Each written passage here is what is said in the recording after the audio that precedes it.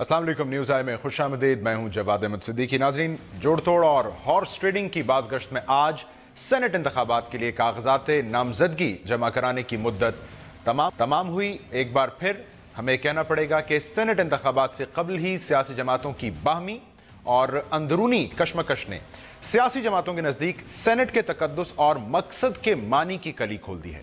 ताज़ा मिसाल MQM पाकिस्तान का मामला है। 3 दिन तक MQM पाकिस्तान में इख्तलाफात ने पार्टी को यूं लगता है मजीद 2 ग्रुप्स में तकसीम कर दिया है। सेनेट टिकटों की तकसीम पर बहादुराबाद ग्रुप और PIB 2 ग्रुप आमने सामने आए और फिर हमने देखा कि शाम गए दोनों ग्रुपों ने अपने अपने उम्मीदवारों के कागजात जमा कराए, मगर बादअज़ां शिकवे शिकायात और इख्तलाफात हमें आंसुओं में बहते भी दिखाई दिए। अलग अलग कागजात नामजदगी जमा कराने के बावजूद बाहमी शीरो शक्कर होकर इत्तफाक राय का एक लिबादा ओढ़ने की भी कोशिश की गई। बुनियादी सवाल नाजरीन हमारे नज़दीक यह है कि सियासी जमातें सेनेट इंतखाबात के वक्त टिकट देते हुए कैसे और किन बुनियादों पर फैसला करती हैं, कौन लोग टिकट के अहल नहीं ठहरते और फिर किन के नाम कुरायफाल निकल आता है। टिकट देते वक्त उम्मीदवार की काबिलियत देखी जाती है, माली हैसियत को देखा जाता है, उसकी पार्टी के लिए खिदमात को देखा जाता है। अगर हाँ तो फिर नौवारिद शख्सियात किन बुनियादों पर सेनेट का टिकट लेने के अहल करार पाती हैं।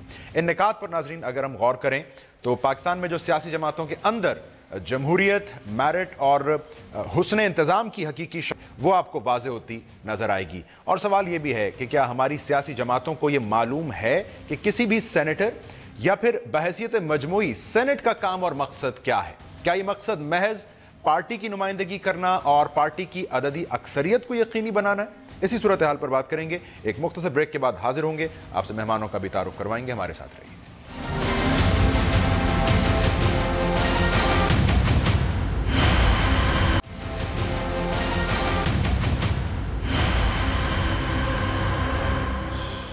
वेलकम बैक नाज़रीन, आपसे मेहमानों का तारुफ करवाता हूँ। सलीम बुखारी साहब सीनियर सहाफ़ी और तज्ज़ियाकार हमें शो में ज्वाइन कर रहे हैं।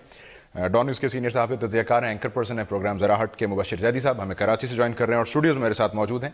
सीनियर सहाफ़ी हैं, एनालिस्ट हैं, ARY न्यूज़ के प्रोग्राम ऑफ द रिकॉर्ड के एंकर पर्सन है काशिफ अब्बासी साहब। बहुत शुक्रिया। वैसे साहब आपसे ही मैं शुरू करता हूँ। ये जो MQM में हमने गुज़श्ता दिनों में चंद दिनों में देखा है होते हुए फिशर्स विद इन, ये आपको लगता है सिर्फ सेनेट को लेकर है या इसमें पोटेंशियल है कहीं ट्रांसलेट होने का MQM के एग्जिस्टेंशियल क्राइसिस में?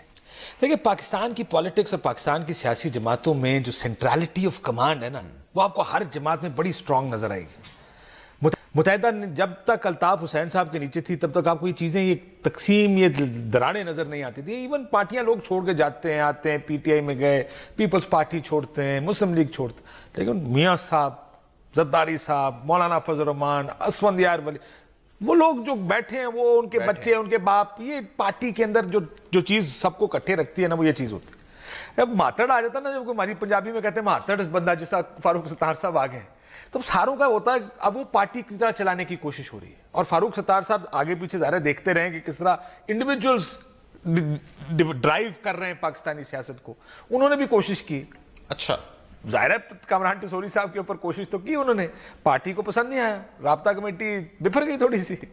तो अब मसला ये, उनको भी पता है कि सर्वाइवल के लिए सबका इकट्ठे रहना बड़ा जरूरी है। सो मुझे लगता है कि ये जो क्रैक्स नजर आ रहे हैं, ये क्रैक्स भरेंगे नहीं, ये क्रैक्स भर नहीं सकते, लेकिन वक्ती मसलहत के तहत, क्योंकि इलेक्शंस बहुत करीब हैं, आपको ज्यादा तोड़फोड़ नजर नहीं आएगी, आप सारे इसी तनख्वाह पे काम करें। सो जनरल इलेक्शंस के करीब ये दरारें मजीद बड़ी नुकसान है ना जी, नुकसान है, सियासी जमात को नुकसान है, इलेक्शन में वोट टूटता है। जब आपकी पार्टी अगर अलिफ बे, मुत्तहिदा कौमी मूवमेंट, अलिफ बे जीम दाल है, सारी इलेक्शन में चली गई तो वोट टूटेगा, सबको एहसास है इस बात का, कुछ नहीं होगा। मुझे लगता है ये रो के सारे ठीक हो जाएंगे कुछ दिन।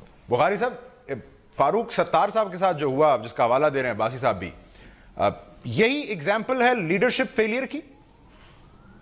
मेरे ख्याल से एक तो एक काशिफ अब्बासी बहुत जालिम आदमी है, किसी के मुंह से अल्फाज ऐसे छीन लेता है। मैं सोच के बैठा हुआ तो सब कुछ उन्होंने कह दिया। लेकिन बहरहाल एक तो ये कि मैं उनसे इत्तफाक करता हूँ कि सब ने इसी तनख्वाह पे काम करना है। दूसरी बात यह है कि MQM के जितने भी धड़े बन जाए, जितने भी इख्तलाफात हो जाएं, ये एक ही आदमी ने तय करने हैं और एक ही आदमी जिस वक्त ज़रूरी समझेगा इसको तय कर देगा। असल में मेरे को ये तो मालूम है कि स्क्रिप्ट लिखवाता कौन है, मुझे ये नहीं मालूम कि स्क्रिप्ट लिखता कौन है।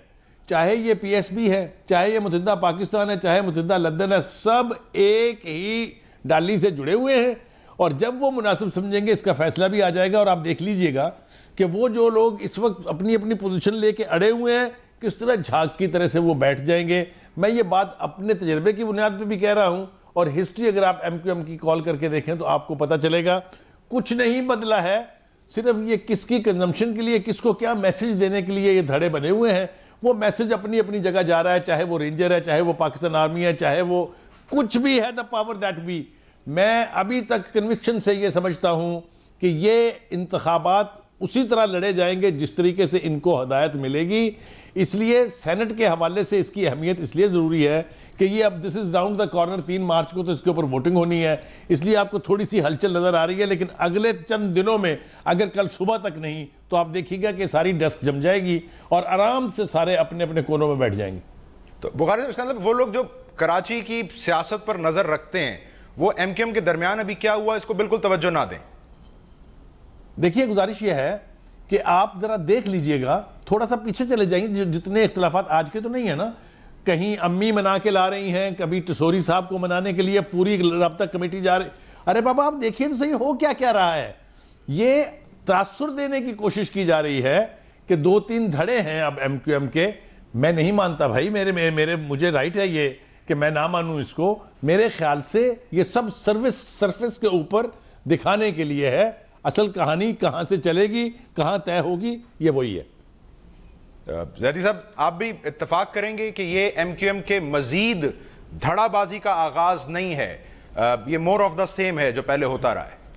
देखो जवाद, मेरे दोनों भाई वहाँ बैठे हुए हैं और मैं कराची में बैठा हुआ। थोड़ी सी जसारत करूँगा माजरत करने की कि यहाँ जो कुछ हो रहा है वो वहाँ से जो नज़र आता है शायद उस तरह नहीं है। मुझे ये लगता है कि और जो कुछ सामने आया है हमारे सामने, वो इस वजह से इस हद तक मैं एग्री करता हूँ कि क्योंकि अब वो कल्ट उसमें वो नहीं है फिगर, तो उसके बाद यही होना था। लेकिन कम से कम सामने तो हो रहा है, एक जमहूरी जमात तो है और लोगों के सामने हो रहा है। दूसरी जमातों में तो ये चीज़ सामने भी नहीं होती ना। वहाँ तो जैसे काशिफ ने कहा कि वो पॉइंट आउट कर देते हैं कि जनाब आपको देना है, आपको देना है, आपको देना है, आपको देना है, और उसके बाद फैसला हो जाता है। तो एटलीस्ट हमने देखा कि यार चलो सेनेट की सीटों के ऊपर आपस में उनकी आर्ग्यूमेंट हुई है और ये बहुत जमहूरी है। ये MQM के लिए बहुत बेहतर साबित होगी। गोइंग फॉरवर्ड क्या होता है, जब इंतखाबात का ऐलान होगा, आम इंतखाबात का, तो ऑब्वियसली वही होगा जो बुखारी साहब कह रहे हैं या काशिफ समझ रहे हैं। आपने इसमें भी MQM के लिए खैर का पहलू ढूंढ लिया है यार, इसलिए कि खैर अलग अलग कागजात नामजदगी जमा हो गए हैं। हाँ, तो ये अच्छा कैसे होगा MQM के लिए? देखिए, बात यह है कि इन्होंने किसी तरह, अब सारी जमातें ना, नून लीग का क्यों वो रिट्रीट करती है, हर एक का मकसद सेनेट इलेक्शंस सिर्फ इस वजह से था कि जनाब किसी तरीके से ये हो जाएगा तो ऑटोमेटिकली हम इंतखाबात तक पहुंच जाएंगे, और उसमें जो कुछ भी हो गया घिसट घिसट के हम जा रहे हैं इंतखाबात की तरफ। लेकिन जब इंतखाबात अनाउंस होते हैं फिर चीज़ें स्क्रिप्ट राइटर्स के हाथ से फिसलती हैं और फिर वो आती हैं जमातों के पास। वो वक्त होता है कि जब जो जोड़ तोड़ करना होता है लीडरशिप का इधर उधर और बाकी चीज़ें, तब वो होती हैं। लेकिन यार मैं तो खुश हूँ कि सामने हो रहा है ना एक चीज़ को पसे पर्दा तो नहीं हो रही, जो हम हमेशा कहते हैं कि यार पसे पर्दा हो रही है, फ़लाँ ये कर रहा है, फ़लाँ ये कर रहा है। एक चीज़ बिल्कुल लोगों के सामने आया है और ये point taken, okay, point taken. वैसे वो ये कह रहे हैं कि बीच चौराहे के हंडिया फूटी है, इसी में खैर का पहलू है। तो जिसे आप मातड़ आदमी कह रहे हैं, उसका इम्तिहान क्या है कि उसने असर्ट कैसे करना है खुद को, या कितना कंसीड करना है राब्ता कमेटी के आगे, पार्टी के आगे? What is the real test? देखिए, एक तो मेरा ख्याल है हालात उधर आ गए हैं कि जहाँ पे हु ब्लिंक्स फर्स्ट वाली बात, एक कि कौन पहले कंसीड कर जाएगा। यहाँ पर मुझे आज की गुफ्तगू से तो लगा कि जिस तरह दोनों पार्टियों ने थोड़ा थोड़ा आंसू भी बहा लिए, थोड़ा गले भी मिल लिया।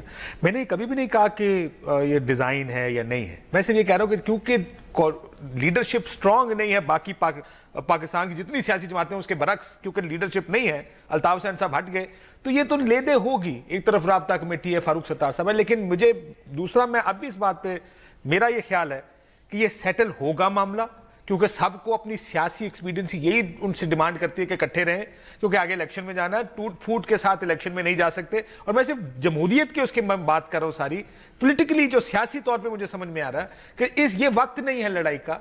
वो उनको भी हमसे बेहतर एहसास है जो सियासतदान 30-40 साल से पॉलिटिक्स कर रहे हैं, उनको पता है हम लड़ के नहीं जा सकते, हमें सीटें भी निकालनी है। कहीं ना कहीं ले दे करके इसी तनख्वाह पे काम करने से मुराद ये है कि वो सारे के सारे अपने इश्यूज सेटल करेंगे और MKM पाकिस्तान इकट्ठे इलेक्शन में जाएगी। मैं आज अब भी ये कहता हूं कि इशू सेटल हो जाएगा। और ये कि ये राब्ता कमेटी और फारूक सत्तार की जो लड़ाई है वो इख्तियार की लड़ाई है, वो अक्सर होती है। इस लड़ाई को रिजॉल्व करने में जो पार्टियों का अपना आइन होता है, हमारे यहाँ एग्जाम्पल है कि वो मददगार हो। MKM का आइन अगर कहता है किसी के पास सवाबदीदी इख्तियार नहीं है, डज दिस मैटर? देखिए, ये मुस्लिम लीग नून में मैटर करता है। अच्छा। कि आप मुशाहिद हुसैन सैयद साहब को टिकट दे दें, कल उनसे मुलाकात करें, उनको वापस आए, उनको कहें आप सेंटर भी बन जाएं, ये उसमें तो मैटर करता है। पीपल्स पार्टी में तो मैटर करता है, जहाँ पे आप किसी को भी कहें जा भाई मेरी तरफ से आज मेरा आशीर्वाद आपके साथ है, जाएं इलेक्शन लड़े, वजीर आजम बने, सेनेटर बने, जो भी। जब पार्टी के अंदर वन अमंगस्ट इक्वल्स आगे आ जाता ना, जब, क्योंकि फारूक भाई आपको पसंद हो या ना पसंद हो, अल्ताफ हुसैन साहब के नीचे सब वन अमंगस्ट इक्वल्स थे, यू नो। सो कोई ये नहीं था कि कोई बहुत ऊपर की पोजीशन पे था और बाकी सारे बहुत नीचे थे। जिस वक्त वहां पे मार पड़ी थी 9-0 में, तो फारूक सत्तार साहब छत पे बैठे हुए थे। ये जैदी साहब को पता होगा इस बात का। सबसे पहले वो चढ़ के सीढ़ियां चढ़ के, बाकी सारे ऊपर वाले कमरों में बैठे थे, वो उससे भी ऊपर सीढ़ी चढ़ के छत पे चले गए थे, क्योंकि उनको खतरा था कि जो नौजवान नीचे खड़े, जिनको अल्ताफ हुसैन साहब ने कहा वो मेरी सबसे ज्यादा ठुकाई लगाएंगे। सो ये सब बराबर के हैं तकरीबन, गिव और टेक, इसलिए इनमें आपको ज्यादा ये जो क्रैक्स हैं ज्यादा नजर आएंगे। लेकिन ये कुछ नहीं होगा, इलेक्शन तक मुझे लगता है सेटल हो जाएगा, settle down. But this is very political. I am not talking about फौजी क्या कर रहे हैं, फलाना क्या कर रहे हैं, मैं सिर्फ सियासी बात कर रहा हूं। एक ब्रेक नाजरीन को एक शामिल करते हैं और बहस को थोड़ा सा उसके बाद आगे लेकर चलते हैं कि ये सेनेट इंतखाबात जब भी आते हैं, ये मंडी की गूंज, ये हॉर्स ट्रेडिंग, ये पैसे, टिकट, ये क्या बदकिस्मती सेनेट इंतखाब के साथ जुड़ी हुई है, इस पर बात करते हैं इस ब्रेक के बाद।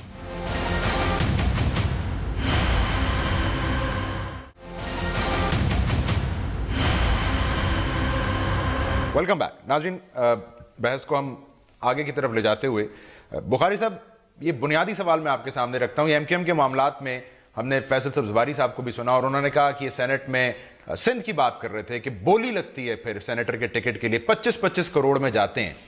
सो बेसिक क्वेश्चन, ये क्या ताल्लुक है सेनेट के इंतखाब और पैसों का, ये अगर आप हमें समझा दें। जवाद, एक बहुत ही जिम्मेदारी के साथ मैं एक बात करने लगा हूँ, आई होप कि मेरे बाकी साथी भी इसको समझेंगे।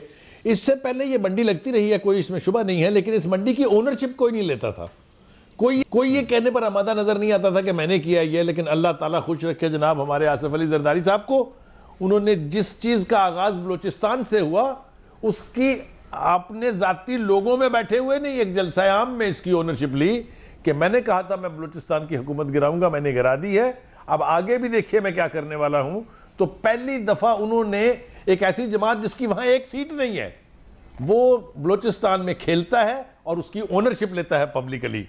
ये आगाज़ बहुत खौफनाक है। मैं जिम्मेदारी से कह रहा हूं ये कि मैंने इससे पहले, हमने सुना ज़रूर कि वोटों की कीमत लग गई, कोई कौन कितने में बेकार, लेकिन ये कभी नहीं सुना कि किसी ने ये एक्नॉलेज किया हो, कन्फेशन किया हो कि ये मैंने किया है। अगर ये आगाज़ इसी तरह से है कि इस मुल्क की एक बड़ी पार्टी, पीपल्स पार्टी को मैं आज भी बड़ी जमात समझता हूँ, उसका जो शरीक चेयरपर्सन है, चेयरमैन है, वो अगर पब्लिक जलसे में कहे कि हाँ मैंने किया है ये, तो फिर मुझे कोई खैर की तवक्को दिखाई नहीं देती कि आने वाले वक्त में इसी सेनेट के इलेक्शन में क्या होने जा रहा है। ये इब्तदा अच्छी नहीं है और इसका अब नतीजा अल्टीमेटली क्या निकलेगा by the time that the polling is held, वो मुझे याद है वो सीन भी जब वोटर्स जो थे वो अंदर जाके तस्वीरें मोबाइल से खींच के दिखाते थे कि देखिए मैं वोट आपको डाल रहा हूँ। अरे वहाँ तक भी बाबा एक्सेप्टेबल था, लेकिन ये कहना कि देखें जनाब क्या हुआ है बलूचिस्तान में, ऐसे होता है और मैं मजीद करूँगा, मुझे तो अल्लाह खैर करे, मुझे समझ नहीं लगती कि ये सेनेट के इलेक्शन क्या होने जा रहे हैं।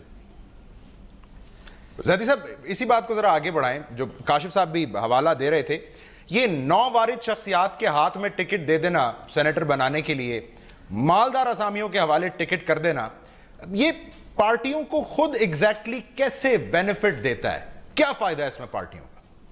पैसा मिलता है भाई, क्या हो गया है। अभी आपको मैं खैबर पख्तूनख्वा की मिसाल दे दूं, आजम स्वाति का किसी से भी पूछ लें कि आजम स्वाति जो PTI ने सेनेट का टिकट दिया है वो आजम स्वाति साहब JUIF के टिकट पे कैसे आए थे, ये सलीम बुखारी साहब भी बता सकते हैं, काशिफ भी बता सकता है, लेकिन अब वो नए पाकिस्तान में भी वही चल रहा है। तो बात ये है कि कुछ लोग रखे जाते हैं जो कि फाइनेंशियल है। जी जी, मैं एक बात कह रहा हूँ, अयूब अफरीदी साहब को टिकट मिल गया एग्जैक्टली, मैं वही कह रहा हूँ, मैं बिल्कुल मैं वही कह रहा हूँ। साहब हैं ऑलरेडी MNA, उनको टिकट भी दे दिया सेनेट का भी। एग्जैक्टली भाई फुल्ली एग्री विद यू, जो आप कह रहे हैं बिल्कुल ठीक है। बिल्कुल। तो सर मसला ये है कि देखिए, सेनेट एक हमारा अपर हाउस इसलिए कहलाता था कि वहाँ पढ़े लिखे और ऐसे सीनियर लोग आए जो कि पॉलिसी बनाएं और नेशनल असेंबली को गाइड करें टुवर्ड्स लॉ। आप मुझे बता दें, अब जितने तमाम पार्टियों ने जिनको किया है उसमें से 2-4 को छोड़ के कौन होगा जो पॉलिसी का स्पेलिंग भी जानता होगा या ये जानता होगा कि क्या होती है पॉलिसी बनाना, पार्लियामेंट कैसे काम करती है। ये तो एक मजाक हो रहा है ना, जैसे माशरे में और चीज़ों की तनज़्ज़ुली हुई है, बदकिस्मती से हमारी पार्लियामेंट की भी तनज़्ज़ुली हो गई। एक ज़माना था जब सेनेट में जमात इस्लामी के प्रोफेसर खुर्शीद, प्रोफेसर गफूर, एतजाज़ एहसन, रज़ा रब्बानी, ताज हैदर, फिर लेटली फ़रतुल्लाह बाबर, उसी तरह दूसरी जमातों के भी इतने पढ़े लिखे लोग आते थे जिसकी वजह से उसका एक वक़ार था। उसे अपर हाउस इसीलिए कहा जाता है कि वहाँ पर एक पॉलिसी बनती है जो कि गाइडेंस होती है ओवरऑल पार्लियामेंट के लिए भी। अब जितने लोग तमाम पार्टियों ने किए हैं, इसमें से एक उठा के दिखा दें, सिवाय रज़ा रब्बानी साहब क्योंकि चेयरमैन थे, उनके क्रेडिट पे है भी, 2-3 ऐसे लोग होंगे। लेकिन आप ये सोचें कि किसी पार्टी ने इस पहलू को मद्देनजर रखा ही नहीं। इस दफा तो खुला हो गया ना, और ये मंडी हमेशा से बलूचिस्तान और फाटा में लगती रही है और लगती रहेगी। लेकिन अब जो है आगे बढ़ा, बट आई क्वाइट लाइक, मैं मुबशर आई लाइक जो सम ऑफ द टिकट्स जो पीपल्स पार्टी ने सिंध में दिए, मुझे तो कुछ लोग तो बेहतर लग रहे हैं, मेरा नहीं ख्याल।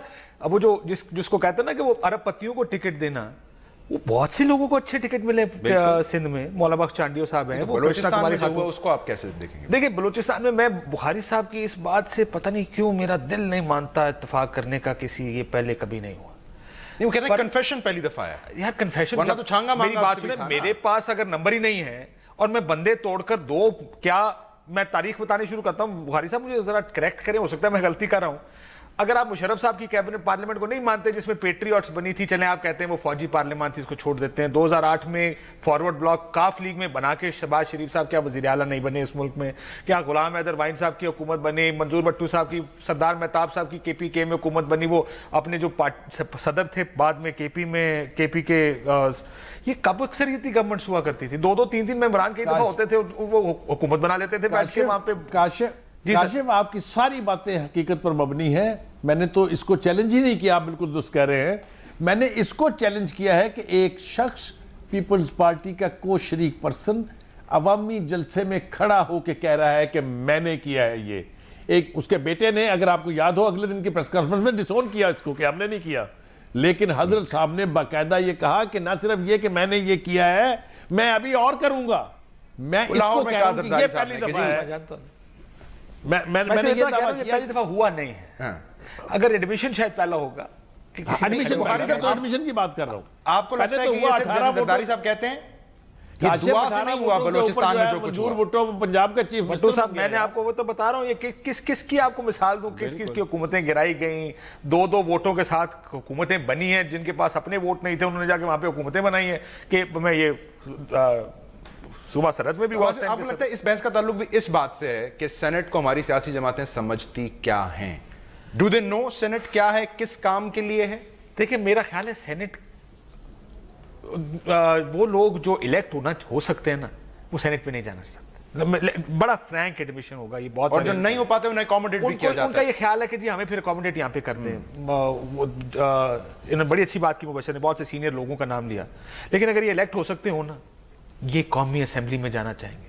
द रियल पावर हाउस जो है ना आपकी पार्लियामेंट का, वो कौमी असेंबली है। सेनेट इनडायरेक्टली इलेक्टेड है, जिसका दिल करता पैसे दे के भी आ जाता है, जो कानून साजी करते हैं उसकी एज सच कोई वैल्यू उस तरह नहीं है। हाँ, वैल्यू जरूर है, एडवाइजरी रोल था पहले, अब ये है कि वापस चला जाएगा कानून असेंबली में, असेंबली अगर दोबारा पास कर देगी तो कानून बन जाएगा। उस तरह की का इख्तियार नहीं, एक सॉफ्ट हाउस समझा जाता है। ये बात ठीक है, इसका एक कॉन्सेप्ट था कि बराबरी की सतह पर तमाम सूबों के हुकूक उसमें हो, लेकिन उस तरह नहीं देखा जाता। देखिए जी, आप पंजाब से बंदा उठाते हैं, उठा के उससे सिंध का टिकट दे रहे हैं, आप यहां से उठाएंगे उसको केपी का टिकट दे देंगे, बाहर से लेकर आएंगे। जिस जगह आपने बंदों की खपत करनी है तो आपको जिस जगह से सीट निकलती होगी आप बंदा खपा देंगे उधर जाके। सेनेट उठा के देख लें आप, आज 100 प्लस की सेनेट में कितने ऐसे लोग आपको मिलते हैं जिसके बारे में आप कह सकते हैं यार good parliamentarian, deserves to be here, technocrat है, बात करता है, पॉलिटिक्स समझता है, इशू समझता है, ये खपत है सारी। सवाल ये है, ऐसे में 25 नाम ले भी लूं, why not all of them? Bukhari साहब, सवाल तो ये है, आपको लगता है सियासी जमातों को जरा सबक पढ़ाना पड़ेगा कि ये विफाकी पार्लिमानी निजाम है क्या शय, उसमें सेनेट का मकसद है क्या, ये सिर्फ पार्टी की अददी बर्तरी के लिए नहीं है। एक जुमला बुखारी साहब माइंड ना कीजिएगा, उनको पता है भाई पार्लियामेंट का मतलब क्या है। जब 163 लोग खड़े होकर नवाज शरीफ साहब को दोबारा सदर बनाने के लिए वोट डालते हैं और अदरवाइज आपका लगातार 7-7 दिन कोरम पूरा नहीं हो रहा था, उनको पता पार्लियामेंट हो जाता है पूरा। जी, उनको पता है ये पार्लियामेंट इसी काम के लिए है। मैं सेकंड करूंगा काशिफ अब्बासी को। काशिफ जो कुछ कह रहे हैं बिल्कुल ठीक है। ये कहना कि वो लाइल्मी में ऐसा कर रहे हैं, ऐसा बिल्कुल नहीं है। उन सबको पता है कि क्यों करना है, कैसे करना है और क्या करना है। ये बिल्कुल दुरुस्त बात है कि एमएनए का इलेक्शन जो नहीं जीत सकता और पार्टी का लॉयलिस्ट समझा जाता है, उसको अकोमोडेट करने के लिए वहां लाया जाता है। अभी भी आप देख लीजिए लिस्टें जो हैं, जो नॉमिनेशन पेपर्स जो दाखिल हुए हैं, उस सब कुछ में ये एलिमेंट आपको प्रीडोमिनेंटली नजर आएगा। और यही इस मुल्क की सबसे बड़ी बदकिस्मती है और यही वजह है। आप मुझे बता दीजिएगा कोई लैंडमार्क लेजिस्लेशन अगर सेनेट ने की हो पिछले 4.5 साल में, या इससे कोई तवक्को की जा रही हो, इसलिए कि वहां पर तो लोगों को भेजा जाता है सिर्फ ओबलाइज करने के लिए, या कभी अगर जरूरत पड़ जाए तो किसी कानून को अगर रोकना है तो वो रुकवा लेंगे शायद, लेकिन जो उनका रोल है कि वो एक रोल मॉडल बने for the national assembly to do legislation, वो नहीं हो रहा और ना ही वो कोई करना चाहता है। मैं ईमानदारी से आपको कह रहा हूं, चाहे कोई भी पॉलिटिकल पार्टी हो, उन्होंने वहां अकोमोडेट ही करने अपने बंदे, वहां इसलिए नहीं भेजने हैं कि वहां जाके वो कोई लेजिस्लेशन करेंगे या कोई ऐसा काम कर गुजरेंगे जिससे इस कौम का, इस मुल्क का भला हो। बिल्कुल ऐसा होने नहीं जा रहा। ये रवायत इसी तरह से कायम रहेगी और ये इस मुल्क की सबसे बड़ी बदकिस्मती है। आप सॉरी ज़ैदी साहब से पहले एक स्मॉल इंटरवेंशन कमिंग टू, मैं मुबशर एक छोटी सी इंटरवेंशन। देखिए वो कहते हैं ना पार्लियामेंट का पता होना चाहिए। एक लॉर्ड बरतानवी पार्लियामेंट का लेट हो गया क्वेश्चन आवर में, कहता मैं रिजाइन करने को तैयार हूं। उनको पता है अहमियत क्या है उनकी पार्लियामेंट की, हमें तैयार नहीं। काशिफ वो रिजाइन करके चला गया। अच्छा, he resigned and walked out. हाँ, he tendered his resignation. उसने कहा मैं रिजाइन करता हूं, मैं आपके सवाल के जवाब के लिए यहां मौजूद नहीं था। आप सोच सकते हैं यहां पर ये होगा। ज़ैदी साहब फिर मुझे बताएं, इन रियलिटीज के होते हुए ये वोट की पर्ची के तकद्दुस का नारा या बहस हो, हम ये गौर करते रहें कि जमहूरी इदारे तवाना क्यों ना हुए, किसने नहीं होने दिए, ये एक वैलिड डिबेट है जब ये हकाइक हमारे सामने हो? देखिए, वैलिड डिबेट सिर्फ इस वजह से है कि आप मुझसे पूछ रहे हैं। जी ज़ैदी साहब बोलिए। हाँ, प्लीज। मैं ये कह रहा हूं कि देखो, जिस तरह आप बोरिंग करते हैं ना, शुरू में गदला पानी आता है ना, वो गदला पानी आता रहता है, वो साफ होता रहता है। इसका मतलब है कि प्रोसेस आप चलने दें। हमारे यहाँ बदकिस्मती यही होती है कि प्रोसेस इंटरप्ट हो जाता है और फिर हम जीरो से शुरू कर देते हैं, फिर चीखना शुरू कर देते हैं कि यार ये जमहूरियत जो है ना ये काम की नहीं है। लेकिन आप ये देखिए कि लेट्स से अब हमें दुश्मन से भी तो कुछ सीखना चाहिए ना। हमारे पड़ोसी मुल्क भारत में वहाँ क्या है, वहाँ करप्शन है, बिल्कुल है, आपने देखा, लेकिन वहाँ थोड़ी सी ना अकाउंटेबिलिटी भी है। वहाँ कोर्ट्स इंडिपेंडेंट कुछ हुई हैं, वहाँ पर सबसे बढ़ के इलेक्शन कमीशन इंडिपेंडेंट हुआ है। हमारे यहाँ इलेक्शन कमीशन को आप जाकर के अगर बहस साफ़ी मैं भी पूछूं कि जवाद ने ये करप्शन की है और ये कैसे बन गया है मेंबर, तो वो कहते हैं कि जी अगर आपको तकलीफ़ है तो आप फाइल कर दें।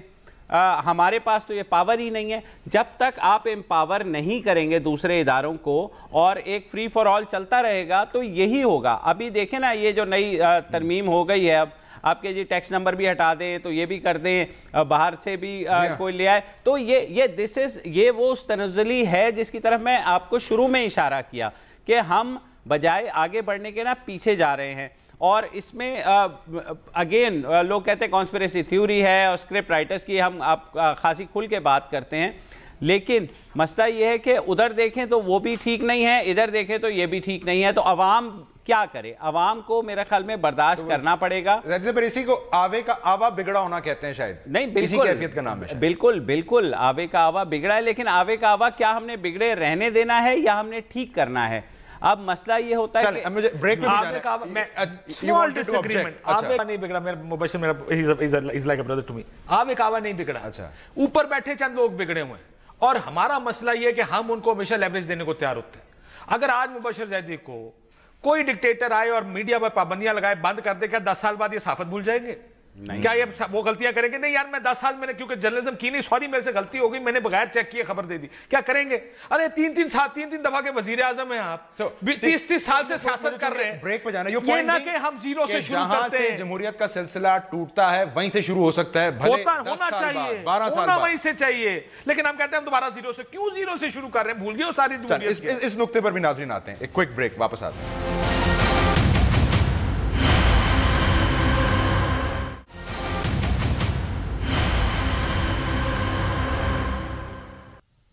वेलकम बैक नाज़रीन। बुखारी साहब, मैं अब्बासी साहब से भी दोबारा इस पर राय लेता हूं।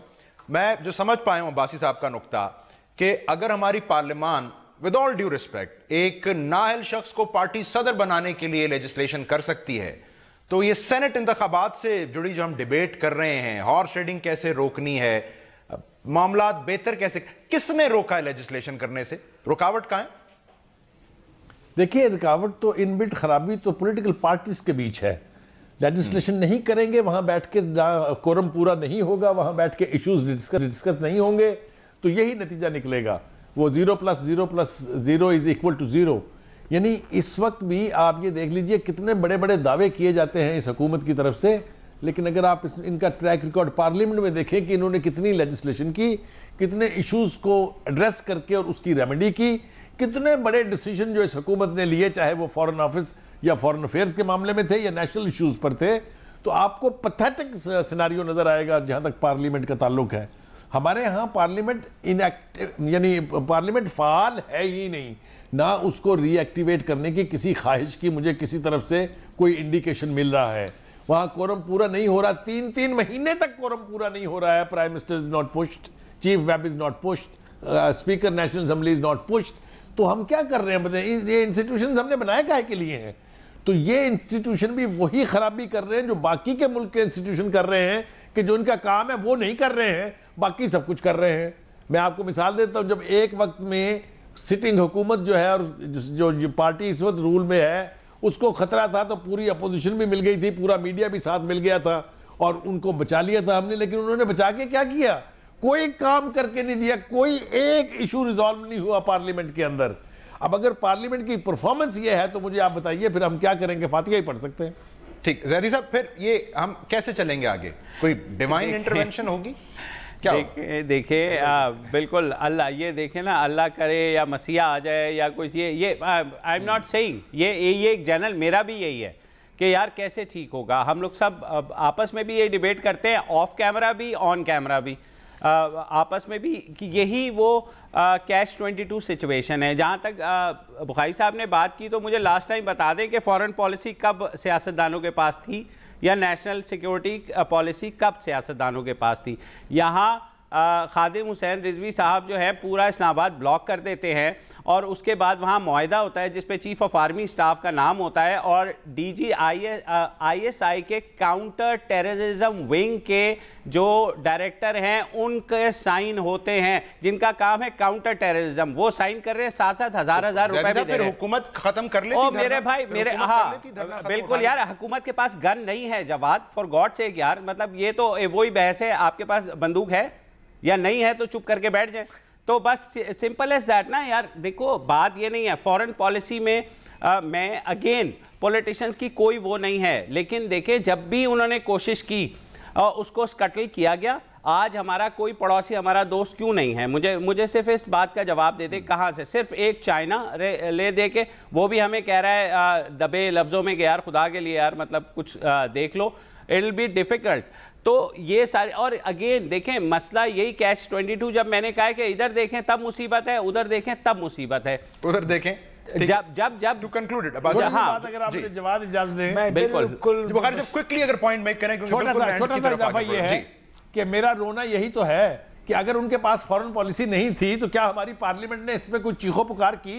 क्या हमारी क्यादत ने, सियासी क्यादत ने इसके ऊपर कोई आवाज उठाई? चुप करके हाथ बांध के खड़े हो गए तो फिर यही होगा ना जो फैजाबाद सर आवाज उठाई थी, आवाज उठाई थी यूसुफ रजा गिलानी ने, जिसने कहा था कि जो हमें बता रहे हैं ऑन रिकॉर्ड वो ये भी बताएं कि उसामा बिन लादेन को एबटाबाद का वीजा किसने दिया था। आप मुझे बताएं, आवाज नहीं उठी पार्लियामेंट। अब्बासी साहब गुजरा साहब, अब्बासी साहब आप कह रहे थे ना सिलसिला वहीं से शुरू हो सकता है जहां से टूटे। बहुत आई डिसएग्री बहुत ज्यादा, इस वजह से कि मैं एग्री करता हूं मुबशर जैदी से कि खारजा पॉलिसी इनके हाथ में नहीं है, नेशनल सिक्योरिटी के मामला फौज डिक्टेट करती है बहुत से मामला इनको, बिल्कुल ठीक है और नहीं करना चाहिए। ये पार्लियामेंट का इख्तियार है, ये एक पॉलिटिशियन का इख्तियार है, एक सियासतदान का इख्तियार है जो जिसको इलेक्ट करके मैं अपने वोट से भेजता हूं कि सारे फैसले वो करें। लेकिन क्या अदालतों में आज इंसाफ है? क्या पुलिस का महकमा ठीक है? क्या आज कोई दूसरा, मुझे एक महकमा बताएं मोटरवे के अलावा जिसको आप देखकर कहेंगे ठीक पॉलिसी का क्या भाई आप क्यों छुपाते हैं इनको? फॉरेन क्यों छुपने देते हैं? फॉरेन पॉलिसी का हॉर्स ट्रेडिंग से क्या ताल्लुक? क्यों छुपने देते? मैं यही कहता हूं 163 वोट आके पड़ जाते हैं अगर आपको एक नायल आदमी को वजीर आजम या पार्टी सदर बनाना हो, उधर आके तो आप सारा कुछ डाल देते हैं। अब आप ये भी कहेंगे, शायद मैं इस बात से भी कंसीड करता हूं कि फौज नहीं चाहती कि नवाज शरीफ हुकूमत में, लेकिन 163 लोगों ने आके उसको वोट डाला और उसको कहा कि नहीं जी हम अपनी पार्टी का अगर इस तरह कर सकते हैं बाकी कामों में क्यों नहीं आगे आते? एक खारजा पॉलिसी नहीं इनके इख्तियार में, छोड़ दिया बाहर साइड पे कर दे, गवर्नेंस बेहतर करें। टर्की में किया क्या? बार बार मिसालें देते हैं, या तो हम खारजा पॉलिसी को पकड़ के मुबशर बैठे रहे और कहें क्योंकि ये खारजा पॉलिसी नहीं बना सकते इसलिए इनके पास और भी कोई इख्तियार नहीं। मेरा ये मानना है पहली लड़ाई इस मुल्क में, और मैं बिल्कुल इसको मानता हूं, पहली लड़ाई जमहूरियत और आमिर या फौजियों के दरमियान नहीं होगी। ठीक, पहली लड़ाई इस सियासी जमातों में जो आमिर बैठे हैं उनके साथ होगी, क्योंकि उनको फर्क ही नहीं पड़ता। आखिरी जुमला, जब मेरा 3 दफा का वज़ीर आज़म कहता है वो मुझे तो पता ही नहीं था वकील इतना महंगा होता, कानून इंसाफ इतना महंगा है पाकिस्तान। क्या बात कर रहे हैं? आपकी बेटी जाती है उस हल्के में जिसने आपको 3 दफा वज़ीर आज़म बनाया, वहां पे पूछती है पानी नहीं जी, यहाँ पर तो जंग आलूद पानी आता है। जब आपको खुद नहीं पता इस मुल्क के मसाइल क्या है, मेरा भाई ठीक कौन करेगा? ठीक, अब्बासी साहब आपका शुक्रिया, बुखारी साहब आपका शुक्रिया, मुर्शिद साहब आप। नाज़रीन इसको वापस लेके जाते हैं सेनेट इंतखाबात की तरफ। बुनियादी चीज़, अगर यही जमातें जब MPA लेवल पर टिकट्स दे रही होती हैं उस वक्त मेरिट को यकीनी बना लें, इस बात को यकीनी बना लें कि जिसको टिकट दे रही हैं उसने पार्टी के लिए क्या किया है, उसका विजन क्या है, तो शायद सेनेट इंतखाब के वक्त ये हॉर्स ट्रेडिंग और बोली लगने वाली कैफियत ना हो। आज के प्रोग्राम से इतना।